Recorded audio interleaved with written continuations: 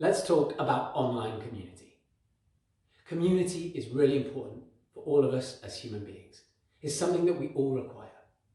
Whether it's your family, your friends, the local area that you live in, a sports team, maybe you already have an online community with a computer game or online forum. We all get something from all of these community experiences. Dopamine. Now, it's really important that we work out ways to bring community online during these times. COVID-19. It increases our stress levels. We experience a level of trauma from the things that are happening at the moment. Our cortisol levels go up and our dopamine levels go down. Maybe some of you have experienced a sense of helplessness recently, a lowered motivation, a loss of interest in things that otherwise usually interest you. It's okay. These are all common experiences and symptoms with lowered dopamine levels. So what do? How do we increase our dopamine levels, lower our cortisol levels, and experience a more happy and motivated time during coronavirus? Our bodies have a natural combating response for this. Something called oxytocin. Some of you may have heard about oxytocin. Oxytocin is something that is commonly referred to as the love drug. We experience it if we hug people from human contact. So how do we still get oxytocin and combat our cortisol levels through an online community?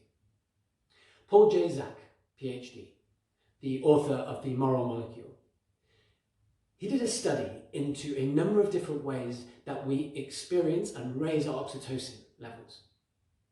Yes, hugs, human interaction, human contact is one of the things on that list. But there's so much more. There are so many ways that we can increase our oxytocin levels. Here's just some of them. Listen with your eyes. When you're on one of your many conference calls, one of your many family quizzes, listen with your eyes. Try not to just wait for your turn to speak, because it's so hard with the experience to have a full and flowing conversation. Listen with your eyes. This is something, whether we're in face-to-face communication or online, this helps increase our oxytocin. Give a gift.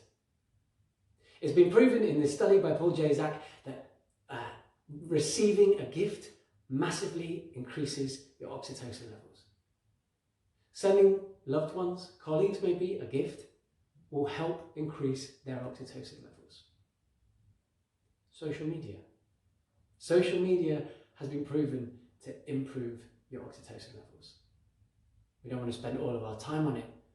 Positive interactions with others can raise our oxytocin levels.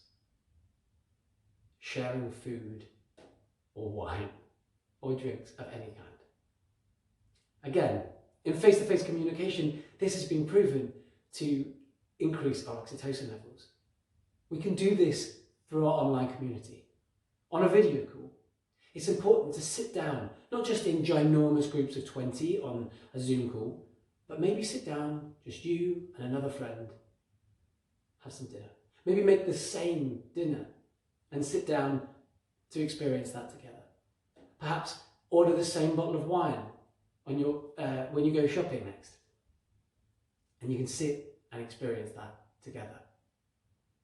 However you like to experience online community, whether it be in one-to-one experiences, in larger groups, in sort of parties, sharing, there are lots of different ways to increase your oxytocin levels and help combat the stress during these times. Remember, the most important thing is to have positive experiences. It's actually possible to feel loneliness even when you're with other people. This is usually a feeling of isolation. Ironic, the word that we use at the moment.